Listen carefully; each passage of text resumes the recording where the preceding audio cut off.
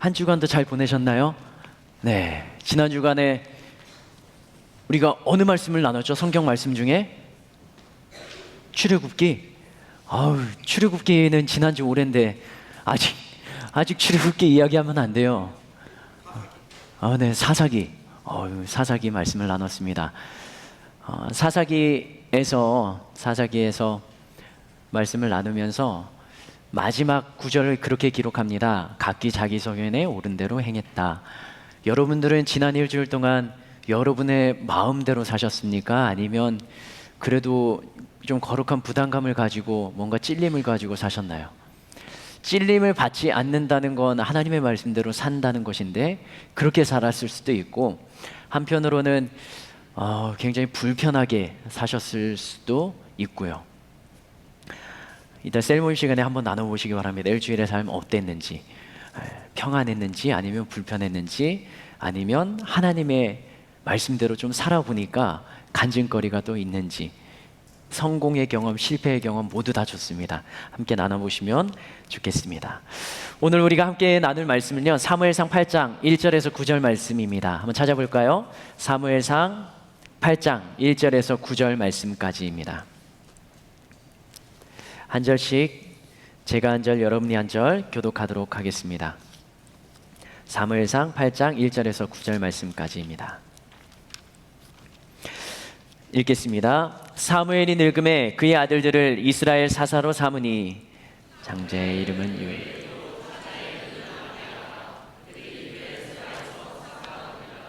그의 아들들이 자기 아버지의 행위를 따르지 아니하고 이익을 따라 뇌물을 받고 판결을 굽게 하니라.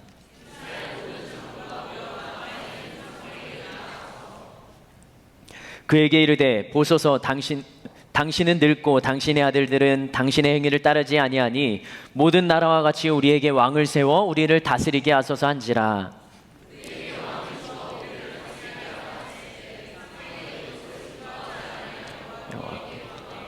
여호와께서 사무엘에게 이르시되 백성이 내게 한 말을 다 들으라. 이는 그들이 너를 버림이 아니요 나를 버려 자기들의 왕이 되지 못하게 함이니라.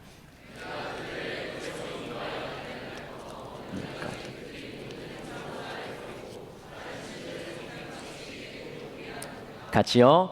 그러므로 그들의 말을 듣되 너는 그들에게 엄히 경고하고 그들을 다스릴 왕의 제도를 가르치라. 아멘. 기도하겠습니다. 하나님, 이 시간에 우리가 함께 나눌 하나님의 말씀, 그 말씀을 통하여 하나님께서 각 사람 위에 주시는 주님의 음성을 듣게 하여 주시옵소서. 말씀을 전하는 자 듣는 자 모두 하나님의 말씀에 귀를 기울이게 하시며 주님 주시는 깨달음이 있게 하시고 우리의 마음 문을 열고 하나님이 나에게 주시는 말씀을 마음비에 새기고 깨닫고 그 말씀대로 반응하며 살아가는 우리 하늘비전교회 청년부가 될 수 있도록 인도하여 주시옵소서. 오늘도 함께하여 주시옵소서. 그렇게 하실 주님을 기대하며 예수님의 이름으로 축복하며 기도합니다. 아멘. 아멘. 지난주에 여기 2명의 아이가 섰었죠. 겸이민이 그 영상을 찍어서 저한테도 보내주셔가지고 또 추억으로 간직하게 됐습니다. 근데 그거 하면서 제가 멘트를 해야 되는데 못한 게 있어요.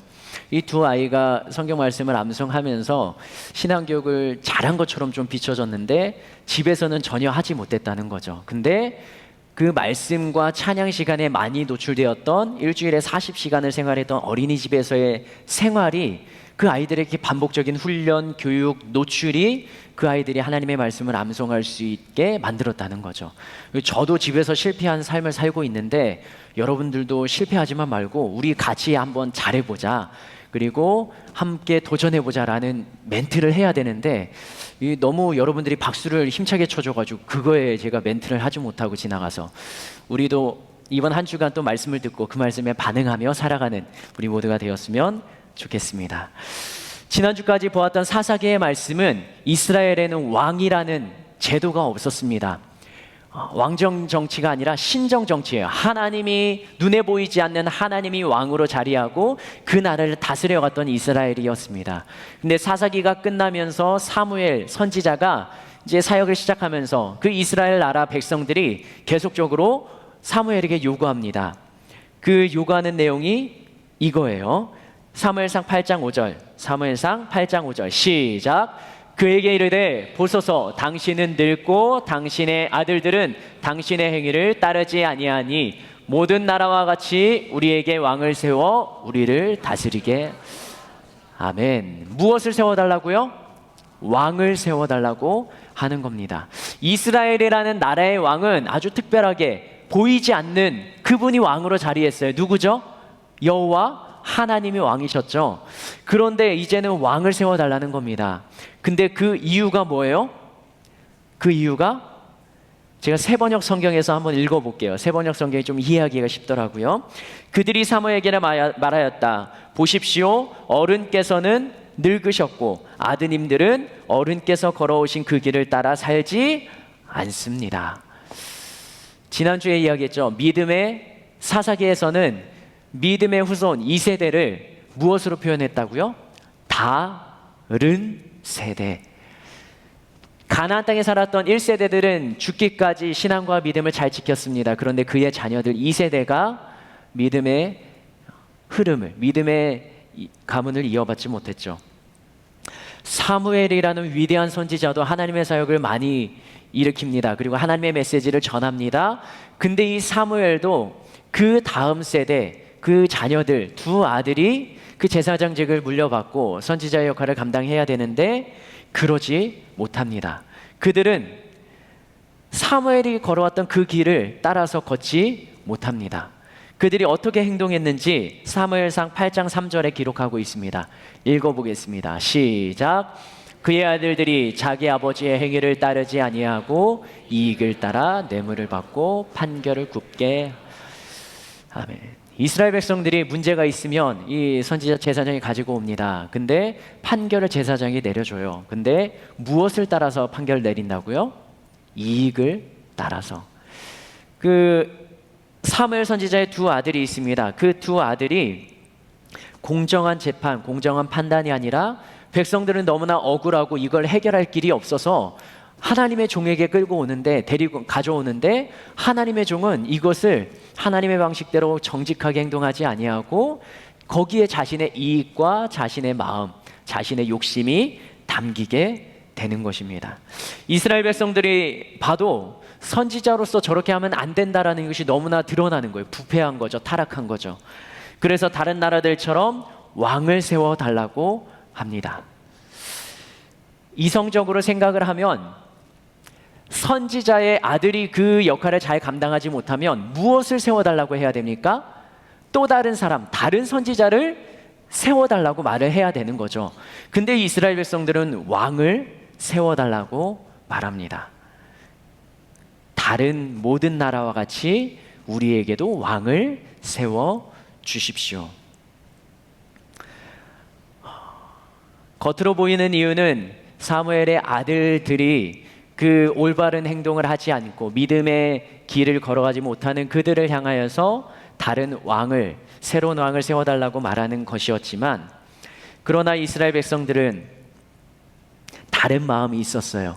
겉으로는 그게 사무엘 아들들의 모습 때문에 새로운 왕을 세워달라는 그럴싸한 이유였지만, 하나님이 사무엘이 그 문제를 가지고 왕을 세워달라고 합니다. 이 아픈 문제를 가지고 하나님께 기도했을 때 하나님의 말씀하시는 내용에서 이스라엘 백성들의 본심이, 진심이 담겨 있습니다.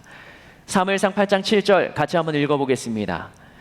시작. 여호와께서 사무엘에게 이르시되 백성이 내게 한 말을 다 들으라. 이는 그들이 너를 버림이 아니요 나를 버려 자기들의 왕이 되지 못하게 함이니라.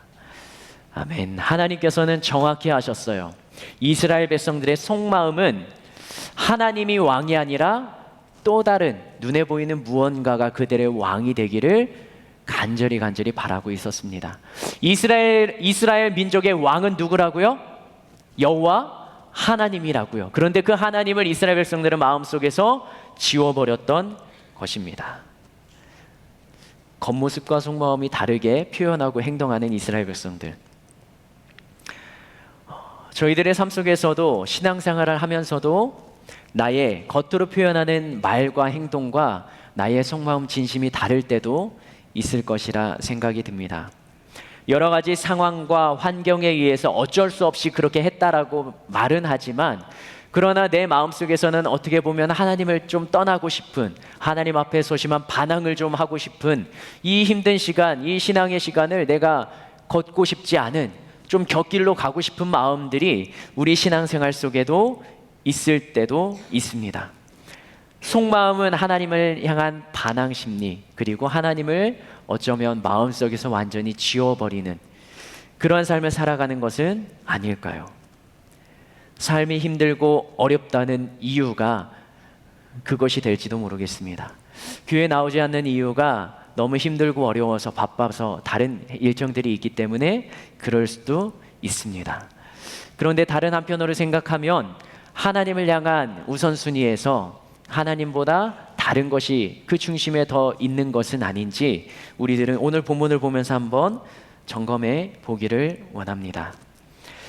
하나님께서는 낙심하는 사무엘 선지자에게 이렇게 말합니다. 사무엘상 8장 8절 같이 한번 읽겠습니다. 시작.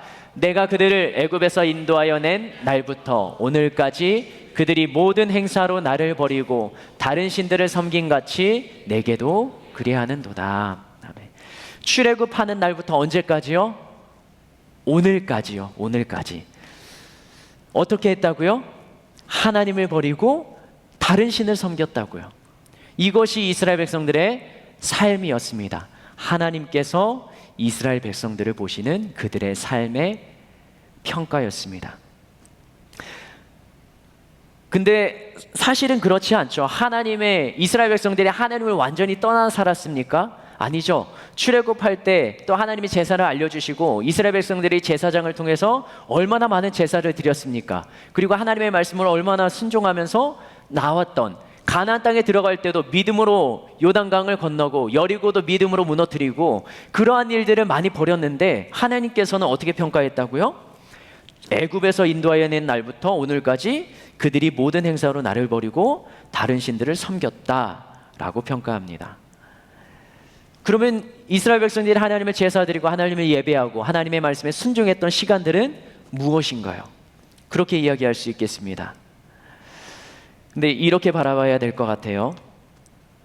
이스라엘 백성들을 통해서 하나님은 기적과 같은 역사들을 일으키시고 또 하나님의 역사를 세상 가운데 이스라엘 민족들을 통해서 나타내시긴 했지만, 그러나 이스라엘 백성들이 하나님을 예배하고 섬겼던 건 기적을 일으켜 주셨을 때만, 하나님이 역사하셨을 때만 하나님을 찾고 하나님을 예배하는 것으로 해석하면 되겠습니다.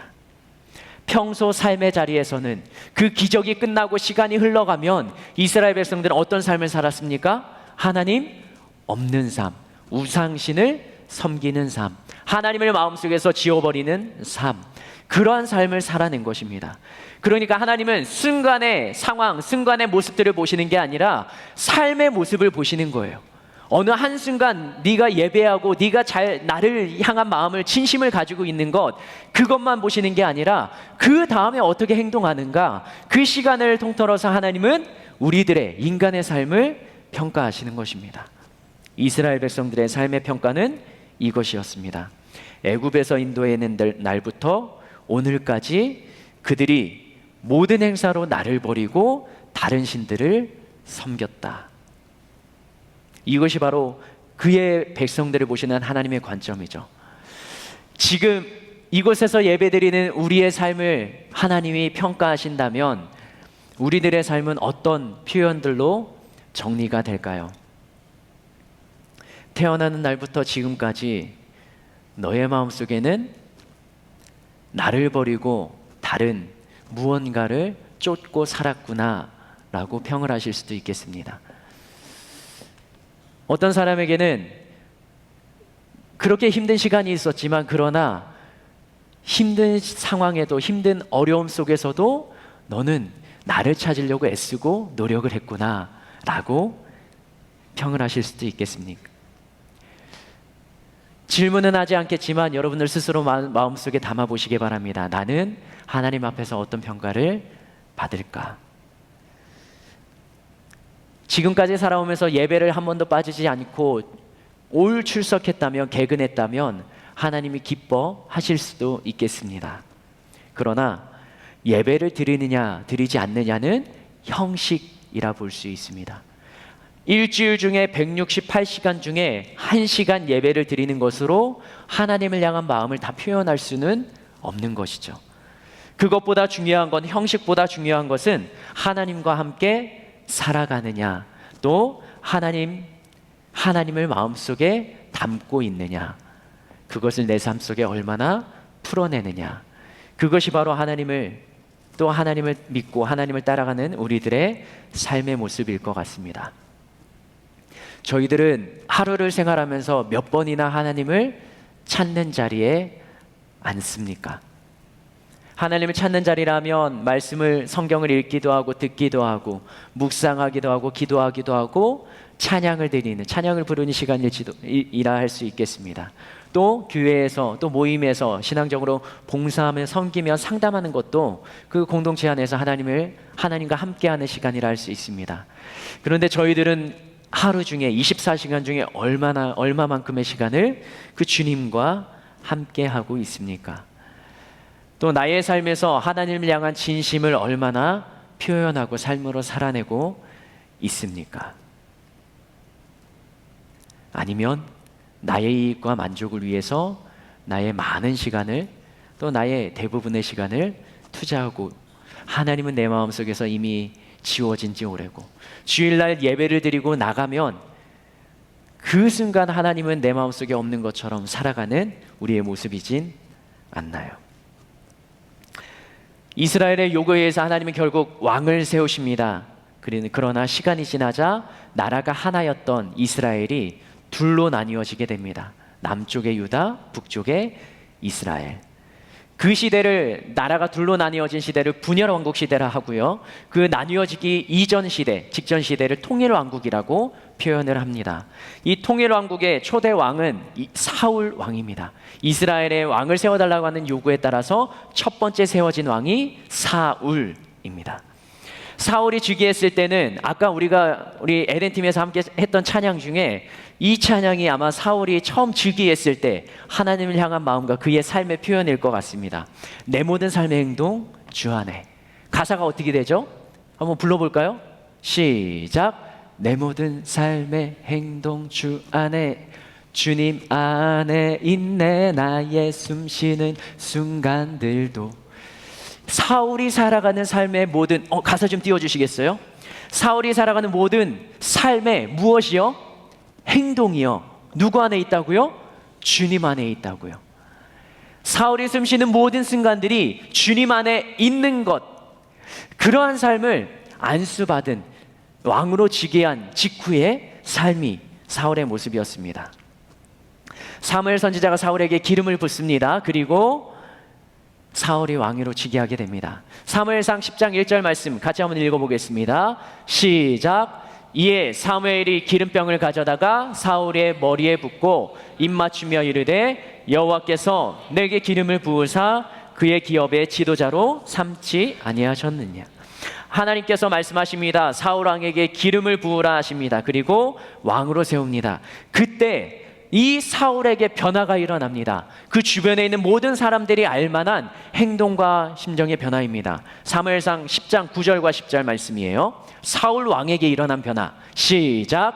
그가 사무엘에게 떠나려고 몸을 돌이킬 때 하나님이 새 마음을 주셨고 그날 그 징조도 다 응하니라. 그들이 산에 이를 때 선지자의 무리가 그를 영접하고 하나님의 영이 사울에게 크게 임하였으므로 그가 그들 중에서 예언을 하니.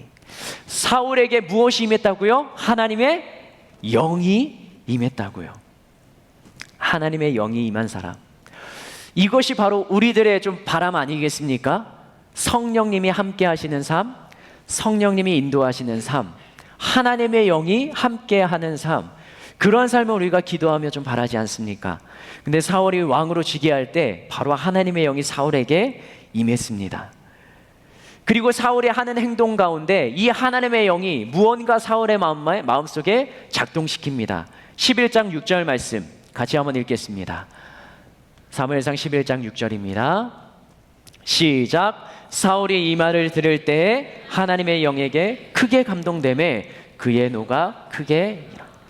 암몬이 습격해 옵니다. 그리고 그 소식을 듣고 사울의 마음 가운데 무엇에 의해서 크게 감동됐다고요? 하나님의 영에 의해서. 사울은 살아가는 왕으로 즉위한 다음에 그 시간 가운데 하나님의 영에 의해서 감동되고 그 하나님의 영에 의해서 살아갔던 사람이었습니다. 너무나 멋진 삶이죠. 믿음의 삶이죠.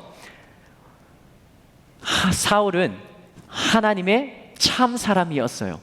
누가 봐도 하나님이 그와 함께하는 것을 모든 사람들이 볼만했습니다. 그리고 백성들이 사울 왕을 순전하게 따라갔습니다. 그런데 사울 왕이 40년 동안 왕위에 있었거든요. 근데 하나님의 말씀을 어긴 때가 언제이냐? 몇 년, 왕으로 있을 때 몇 년 만에 하나님의 말씀을 어겼을 것 같아요. 40년 왕위에 있었습니다. 왕으로 올라선 지 2년. 왕으로 올라간 지 2년 만에 사울 왕은 하나님의 명령을 저버립니다. 블레셋과의 전쟁을 앞두고 사람들을 불러 모았습니다. 그런데 사무엘 선지자가 와서 제사를 드리고 전쟁을 시작하게 됩니다. 7일 동안 기다리라고 합니다. 그런데 7일째 되는 날이 됐는데 사무엘이 오지 않는 겁니다. 조급한 마음에 백성들은 다 흩어져 버립니다. 그 상황을 견디고 기다리지 못하고 사울 왕은 제사를 드리게 됩니다. 제사는 누가 드려야 되는 거죠? 구약에서 제사장, 하나님의 종이 제사를 드리는 겁니다. 근데 사울 왕이 그 역할을 대신하는 거죠. 제물을 가지고 번제를 드립니다. 하나님께로. 제사를 드리는 게, 예배를 드리는 게 잘못된 건 아닙니다. 근데 하나님의 명령대로 하지 않은 것이죠. 사무엘을 통해 하나님께 제사를 드려야 됐던 이스라엘 백성들인데 사울이 그 자리를 대신하는 겁니다. 하나님의 말씀을 가볍게 여깁니다. 이게 왕으로 즉위한 지 2년 만에 벌어지는 일이었습니다. 그리고 그로부터 10년이 지나서 또 한 번 하나님 앞에 큰 죄를 짓게 됩니다. 아말렉이라는 나라와의 전쟁을 치르게 되고요. 그 아말렉과의 전쟁에서 하나님이 함께 하셔서 그 전쟁 가운데 승리케 하실 건데 그 나라에 있는 모든 백성들, 어른들로부터 아이들까지 모두 진멸하라, 죽이라 하시고요. 모든 동물들까지도 다 없애고 죽이라라고 말씀하십니다. 근데 전쟁을 끝나고 이스라엘이 이깁니다. 그리고 승전하고 돌아오는 사울의 군대를 보니까 사울 옆에 포승줄에 묶여서 오는 한 사람이 있는 겁니다. 줄에 묶였다는 건 뭐예요? 포로라는 거죠. 근데 그 사람을 보니까 적장 아말렉의 왕이었어요. 그리고 그 옆에서 동물들이 울부짖는 소리가 들립니다. 양과 소들, 눈에 보기에 너무나 살찐, 기름진 동물들이었습니다. 하나님의 명령은 뭐였다고요? 그 아말렉의 모든 사람과 모든 동물을 진멸하라라는 겁니다. 근데 사울은 거기에서 사람을 한 명 살려오고 동물들을 구별해 옵니다. 사울이 왜 그랬을까? 우리 한번 읽어볼까요? 사무엘상 15장 15절입니다. 사울이 그 아간이라는 적장의 왕과 기름진 너무나 살찐 동물들을 살려두고 끌고 온 이유입니다. 사무엘상 15장 15절 말씀 같이 한번 읽겠습니다. 시작. 사울이 이르되 그것은 무리가 아말렉 사람에게서 끌어온 것인데 백성이 당신의 하나님 여호와께 제사하려 하여 양들과 소들 중에서 가장 좋은 것을 남김이요 그 외의 것은 우리가 진멸하였나이다 하는지라. 뭐 하려고요? 하나님께 제사 드리려고요. 하나님께 제사 드리는 게 잘못된 건 아닙니다. 근데 하나님께 제사 드리고 예배하는 그 형식보다 더 중요한 건 하나님의 말씀에 순종하는 것입니다. 이 상황에서 사무엘 선지자가 여러분들이 많이 들어봤을 명언을 남깁니다. 사무엘상 15장 22절 말씀인데요. 제가 읽겠습니다. 사무엘이 이르되 여호와께서 번제와 다른 제사를 그의 목소리를 청종하는 것을 좋아하심 같이 좋아하시겠나이까? 순종이 제사보다 낫고 듣는 것이 순양의 기름보다 나으니. 순종이 무엇보다 낫다고요? 하나님께 드리는 제사보다 낫다고요. 듣는 것이 그 동물들, 좋은 동물들의 기름보다 하나님의 말씀을 듣는 것이 더 하나님 입장에서는 원하시는 거라는 겁니다. 하나님의 사람은 어떻게 살아가는 사람입니까? 하나님의 말씀에 순종하는 사람이죠. 하나님의 말씀대로 살아가는 사람이죠. 하나님의 말씀에 불순종한 것을 깨달았으면, 사무엘 선지자가 지적을 했으면 돌아서야 됩니다.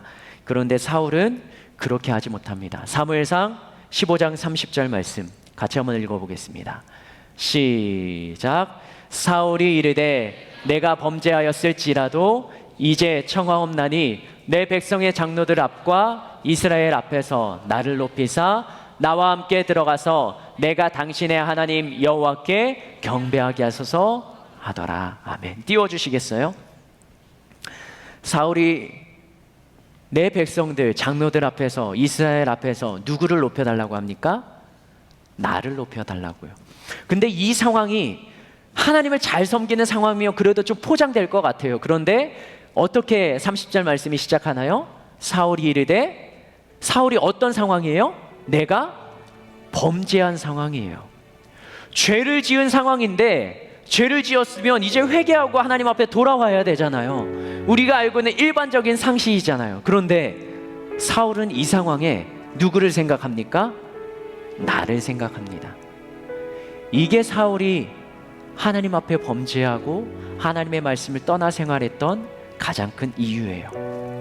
사울이 가지고 있는 자존심, 다른 사람 앞에서 드러내고 싶은 욕심, 그것이 바로 사울이 하나님의 말씀을 불순종, 또 하나님 없이 살아가게 되는 삶의 원인이었습니다. 범죄했을 때 하나님이 왕에서 이제는 왕권을 옮긴다고 말씀하시면 회하게 하고 눈물로 부르짖어야 되잖아요. 히스기야라는 왕은 하나님이 죽음을 선포했을 때 무릎 꿇고 침상에 엎대 기도했습니다. 하나님이 용서해달라고, 나의 삶을 더 연장시켜달라고 15년 영장을 받았죠. 사울왕은 내가 죄를 지었지만, 범죄했지만 다른 사람들 앞에서 나를 좀 높여달라고, 처음에는 하나님의 영에 감동된 사람, 하나님의 영에 순종하며 움직인 사람이지만 그의 말미에, 그의 왕권의 중간에는 하나님 없이 살아가는 삶의 표본을 보여줍니다. 자신의 이미지 관리, 그것에 목숨을 건 사람이 사울 왕이었습니다. 사울 왕은 이스라엘 몇 번째 왕이라고요? 첫 번째 왕이라고요. 그런데 첫 번째 백성이 요구해서 세웠던 그 왕이 실패하고 맙니다. 즉위한 지 2년 만에 하나님 없이 살아가요. 왕이 그렇게 살아가니까 백성들은 어떻게 살아가겠습니까? 그 왕을 보고 그대로 살아가는 것이죠. 결국 하나님의 영이 사울에게서 떠나고 그 다음 왕 다윗의 머리 위에 하나님의 영이 임합니다. 하나님은 우리를 보시며 어떻게 생각하실까요? 여러분은 또 어떻게 생활하십니까? 내가 서 있는 그곳이 죄의 자리라는 것이 깨달아지면 여러분은 또 저희 모두는 어떻게 반응합니까? 사울이 왕위에 올라선 것, 왕으로 세운 것을 하나님께서는 후회하셨다라고 성경 기록하고 있습니다. 하나님의 백성으로 나를 부르신 것, 그것을, 나의 삶을 보시면서 하나님이 후회하시진 않을까요? 내가 살아가는 삶의 모습을 보면서 하나님의 자녀 차라리 되지 않고 그냥 세상 가운데 살았으면 어땠을까? 하나님이 그러한 마음을 가지시는 것은 아닐까요? 그래서는 안 되겠죠. 그렇게 살면 안 되겠죠. 이 시간 우리의 연약함과 부족함을 하나님 앞에 회개하는 시간을 가지면 좋겠습니다. 나의 삶을 돌아보면서 나의 삶의 모습, 그 진심을 가지고 주님 앞에 아뢰는 시간을 가지면 좋겠습니다. 우리들이 너무나도 잘 알잖아요. 나의 힘만으로는 감당할 수 없는 것, 하나님, 나의 현실은 이것입니다. 나의 삶의 모습은 여기까지입니다. 그러나 주님, 나를 붙잡아 주시고 나를 주의 영으로 감동시켜 주시고 주의 영으로 나를 이끌어 주시고, 사울 왕이 주의 영이 임했지만 그러나 그의 내려놓지 못하는 자존심, 교만 때문에, 욕심 때문에 하나님 앞에서 죄를 범했을 때, 우리가 죄를 범할지라도 주님 앞에 회개하며 돌아가는 자리에 있게 하여 주시옵소서. 우리의 연약함, 그 죄를 지음 우리의 회개의 마음을 주님 앞에 아뢰면 좋겠습니다. 우리 예수여 3번 부르며 함께 주님 앞에 부르짖을까요?